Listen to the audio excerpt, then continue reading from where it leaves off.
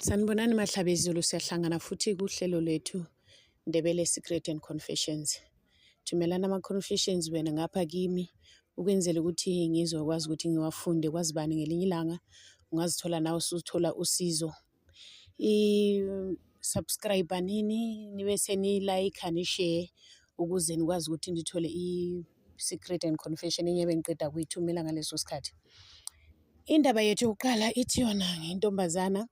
Uthi ngiyintombazana eneminyaka ewu-29 ngasuka ekhaya ngingumuntu owayehluphekile nami ngaphaphatheka ngeza lapha eGoli. Ngithe mangifika eGoli lana izinto zaba nzima ngaba yinto leya ehlala emgwaqweni. Ngithe mase ngihleli emgwaqweni laphayana kwaba nzima nje ngangizama ngidinga imali ngiyithole ngalokhu kudobha amaphepha ngihambise ngiyodayisa ngiphinde ngibuye ngiyostokha amatamati bese ngifaka emgwaqweni bese ngiyadayisa. Mangidayisa laphayana izinto zaba nzima kakhulu. Ngathi ngelinye ilanga ngahlangana nomunye ubhuti. Ubhuti lona wayengumuntu owayebukeka engumuntu naye ohluphekile njengami, kodwa wayenamaphepha wakhe wokufunda ukushayela. Ubhuti lona ngamthatha ngathi mina sidinga indawo yokuhlala, sadinga indawo lo bhuti sahlala. Sithe mase sihleli laphayana kwaba mnandi kwaba njeyana nje saba ngumama nobaba, kwakhula uthando sathandana. Sithe mase sithandana laphaya lo mfana waqala-ke waba ngumuntu lona othola umsebenzi nje ngathi nje ngokusho kwakhe wayethi mina ngiyinhlanhla empilweni yakhe ngoba izinto zakhe zaqala zavuleka. Saphila nalo bhuti kahle, saba ney'ngane zethu ezimbili amawele. Sithe siney'ngane zethu ezimbili sahlala laphayana-ke kwaba mnandi nje, sasuka nalapho esasihlala khona esasiqala ukuhlala khona emkhukhwini sagcina sesingabantu abahlala endlini, saziphilela nje kamnandi. Kuthe ngelinye ilanga lo baba wakami waqala washintsha, waba ngumuntu angasezi endlini ngesikhathi ngoba wayesethole umsebenzi o-right. Wasefika ebusuku ngesinye isikhathi afike alwe angaziphatheli ukudla, uma engahola imali athi akanayo. Ayi kwaba nzima kwaze kwagcina ngelinye ilanga ngathola esethuthile endlini, esehambile wahamba wayohlala ne-girlfriend yakhe. Kwaba nzima kimi kakhulu, ngangazi ukuthi ngenzeni. Kwathi ngelinye ilanga lapho engase ngibuyele khona ekuthengiseni amatamatisi emgwaqweni, ngahlangana nomunye usisi owafika wama nje ngemoto yakhe khona lapho, wathi yena sawubona, wathi ufuna amatamati. Ayi ngamdayisela amatamati.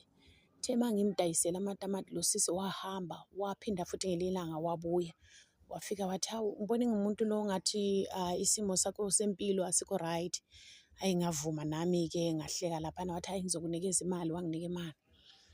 Wathi waphinda weza futhi ngosuku lwesithathu, wathi yena angeke ngikwazi ukuthi ngihlale ngikunika imali, ngifuna ukuthi nawe ngelinye ilanga uzitholele yakho imali. Hhayi ngambuza ukuthi ngiyayenza kanjani leyo nto leyo. Wathi hhayi nginomuntu engimaziyo, umuntu engimaziyo lo uzokwazi ukuthi akusize. Hhayi ngehluleka ukuthi ngivume ngalelo langa lelo ngoba ngangingazi ukuthi ngingathola sizo kanjani ngoba ngumuntu ongafundile, ngingumuntu lo ngizolithola kanjani usizo, plus ngangizesaba inyanga mina, ngingumuntu lo osaba inyanga. Kwathi ngelinye ilanga lo sisi waphinda waphenduka futhi. Uthe makafikile, ayi wangibuza ukuthi angikakashintshi yini umqondo. Ayi ngathi ngama kulokhu ekutheni hhayi angikakashintshi, awuphinde uze futhi mhlambe ngizobe sengishintshile. Ngathi mangibuyela endlini ngaba nokucabanga okujulileyo, ngabheka abantwana bami sebehlupheka, sesiyahlupheka, akuna nje lapha engithi khona ku-right. Hhayi ngelinye usuku waphinde weza futhi lo sisi. Uthe makazile ngathi mina hayi sengiredi ukuthi sihambe. Hhayi lo sisi wathi ngigibele emotweni sihambe. Sagibela vele emotweni sahamba. Sithe masifika kuloya safika kule nyanga. Le nyanga le yayingumuntu lo owayegcwalelwe ngabantu abaningi. Hhayi kwafika isikhathi sokuthi mina nalo sisi sangena laphaya. Lo baba wathi kimi, usukulungele ukuthi ufune imali? Ngathi yebo. Wathi uzoyenzana noma yini? Ngathi yebo. Lo baba wathi yena wathatha isibuko. Uthe mayethethe isibuko lesana wasibhekisa ngakimi lesi sibuko, wathi yena wanginika ingqamu, wathi yena thatha le ngqamu le, into ozoyibona lapha esibukweni uyigwaze. Hhayi kwavela esibukweni laphana kwavela umuntu owavela esibukweni. Ethe mayevele lapha esibukweni ngaphakamisa ingqamu leyana ngamgwaza ngapha emuva lo muntu ngoba wayefulathele. Hhayi, uthe makwenzeka kanjalo kwavela kwachitheka igazi phansi, seliphuma kule sibuko lesi kuchitheka igazi phansi. Uthe ngokuchitheka igazi phansi, lo baba wenyanga wathi kimi, sengisubulela uma wakho. Hhayi, ngakhala ngathi, wathi ungakhala angeke kwenzakale lokho ofuna ukuthi kwenzakale. Wathi yena uzobona ukuthi kuzoyenzeka kanjani endlini yakho. Wanginika iqhaga lelo wanginika lona ngahamba nalo endlini. Ngafika iqhaga ngafika ngalifaka phansi kombhede, wathi ngakusasa uzobona ukuthi kuyovuka kunani. Uthe mangivuka ekuseni, iqhaga leliyana phansi ngaphansi kombhede, kwase kugcwele imali eningi engangehluleka nokuyibala. Ngathatha le mali ngayisebenzisa nje, kwathi kusiyoshona ilanga ngabe sengifonelwa ukuthi umama ekhaya useshonile. Ngakwazi ukuthi yimi engangibulala umama, njalo le nyanga yayithe kimi ngingezi ukuya ekhaya, ngibathumezele imali kodwa ngingayi ekhaya. Kwathi ngokuya kwesikhathi, imali leyana yala lokhu isanda kanjalo imali, saphila impilo emnandi nabantwana bami. Ngasefika isikhathi sokuthi ngihambe ngiye ekhaya, ngahamba ngafika ngathatha ubaba wami ngathi makaze eGoli. Ngiyeza naye eGoli, ubaba safika sahlala lapha. Sithe masisihleli lapha ekhaya, ngoba inyanga yayithe kimi fanele ukuthi ngize ngihlale ngiqinisa iy'ndaba zami zemali, ngihlale izongiqinisa ukwenzela ukuthi imali ingapheli.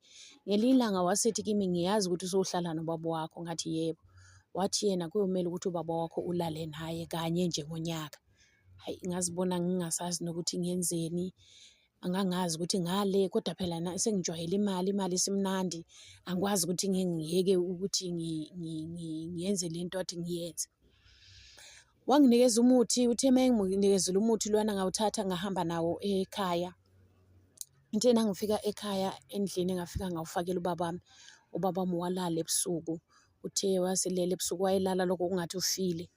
Ngakwazi ukuthi ngilale naye ubaba, ngalala naye ubaba. So kuyinto esengiyenza kanye nje ngonyaka ukuthi ngiyale lokhu ngiqhubekeka imali yami isanda.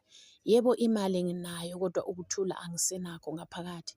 Kubuhlungu ukuthi ngabulala umama wami, namanje sengilala nobaba wami ngenxa yemali. Yebo phela imali ayisiyikho konke, kodwa nje ingaphakathi yami nje ayinako ukuthula. Angazi ukuthi ngiyenzeni Madawu, ngicela ningisize nabalaleli bakho, nabalandeli bakho ku-comment section, ngizalinda ku-comment section. Angisazi ukuthi ngiyenze njani.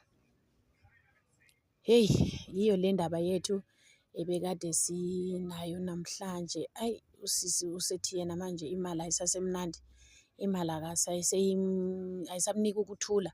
Angazi nithini, ngiyiphosela kini Mahlabezulu, ngiyanethemba nina, ngiyazi ukuthi nizayidabudabula khona lapho kuma-comment, nikwazi ukuthi uSiza athole usizo. Siyabonga, bye.